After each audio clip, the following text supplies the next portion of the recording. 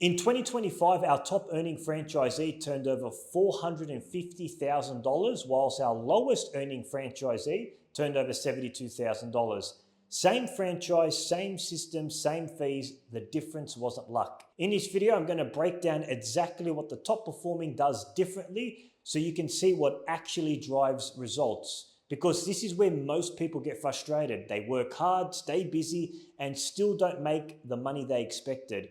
They blame the model, the market, the timing, when the real issue is much closer to home. So today, I'll walk you through 5 simple lessons our top earning franchisee follows every single week, and I'll show you how those habits separate the winners from everyone else. Welcome back to another whiteboard lesson from Courtside Conversations. Now, 2025 is done. It is in the history books. And our top earning franchisee turned over a whopping $450K plus in revenue. Now that's revenue, that's not profit. I won't disclose who that franchisee was, but that was our top earning franchisee for 2025, and they actually won an award during our conference called the Cash King Award, and kudos to them, turning over 450K plus in revenue. Now, here's the thing. The lowest earning franchisee turned over $72,000 in revenue in 2025. Same systems, or same brand, access to the same resources, access to the same templates. The only difference is a different location. But despite that difference, one turned over 450K, the other $72,000 in revenue. So what I'm going to be talking about in today's video is 5 lessons that you can learn and apply to your business or franchise from our top earning franchisee. Let's get into lesson number 1. Key lesson number 1, top performing franchisees or businesses, owners obsess about their customer. They obsess about their customer. They want to make sure that they don't meet the customer's demand, that they exceed their customer's demand. And what we noticed, our franchisee that was doing 450K in revenue obsessed about his customers, right? They called their customers to make sure everything was okay. We're in the coaching business. We're teaching kids how to play basketball. They checked in with their members regularly. They checked in with how the child's progress was going. They organized makeup classes. They accommodated their families, right? But in any product or any business or service, you need to obsess about your customers. Too many people, they only use their customers when they need them. Hey, your bill's due. Hey, your invoice is due. The only time that they hear from the owner when there's something due or money that's due. You don't want to be like that. You want to be able to check in with your customers, obsess about them, find out what their pain points, what they like, and address those. And if there's any complaints, right, get onto them quickly. My God, if you get onto a complaint, you're going to get complaints in your business. If you get onto it quicker, within 24 hours, it dies down a lot sooner than if you get back to them 48 hours or a couple of days later where they're now mad and pissed, right? So they obsess about their customers. And I'll give you an example of what I do in my area, because I still own one of the areas, Canterbury Bankstown. We get about 450 kids, do our program every single term. My head coach, who I've employed, every new parent that signs our program, our head coach calls them and introduces herself, Hey, Mary, it's Emile from Little Boomers Basketball. Just wanted to welcome you. This is my number. Please save it. And I can't wait to have Johnny joining our program. Is there anything we need to know about Johnny to make his experience better with us? Like, just think about that for a second. A welcoming call, right? These are the 1%ers, but nobody does that. The only time they'll call their client is when there's a bill overdue, right?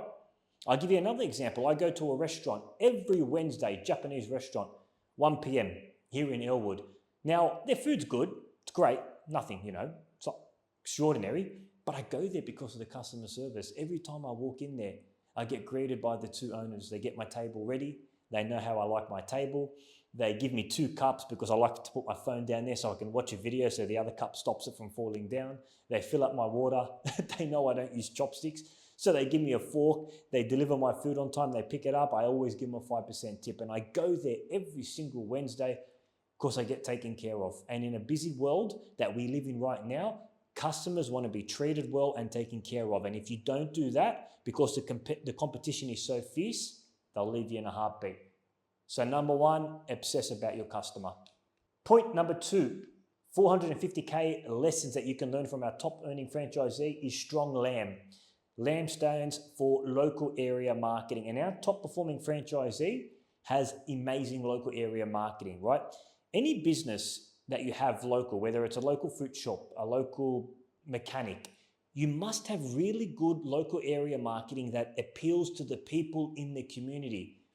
And the franchise owner that turned over 450K had amazing posts online. They were posting consistently on Instagram, on Facebook, on TikTok, on all the major channels consistently.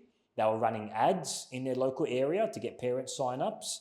They had billboards, they had posters, they had banners, they had a vehicle wrap. They really smashed out their local area marketing. But the thing is, it was consistent. The problem with local area marketing or any marketing in general is a business owner will start it, they won't see results for a month, and they'll let it go. You got to give local area marketing time to build up. The whole purpose of local area marketing isn't to get the customer to buy today. If they do buy today, awesome. But it's to keep you top of mind.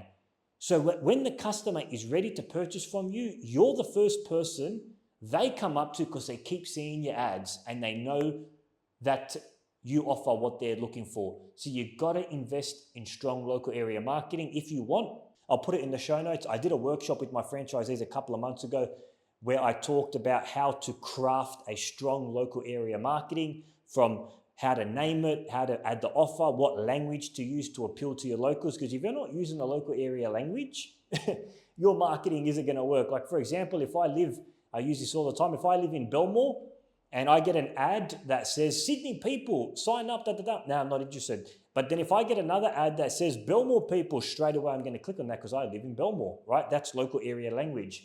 But if you want, you can watch the full version. I talk about how to craft up an offer. I'll put it in the show notes. Let's move over to point number 3. Hey, just quickly, if you want to see if there's an available territory to own a Little Boomers basketball franchise in, click the link below to our map and see if there's a location near you. Okay, so what we noticed our top earning franchisee does very well is speed to lead. Now, there was a study that came out that said when a lead comes through, whether it's a phone call, a quote, any interest or sign that a customer has shown interest, if you call them or contact them within 60 seconds, you have a 7 times likelihood of converting them into a business. That is huge, 7 times. How many business owners do you think call customers within 60 seconds? None.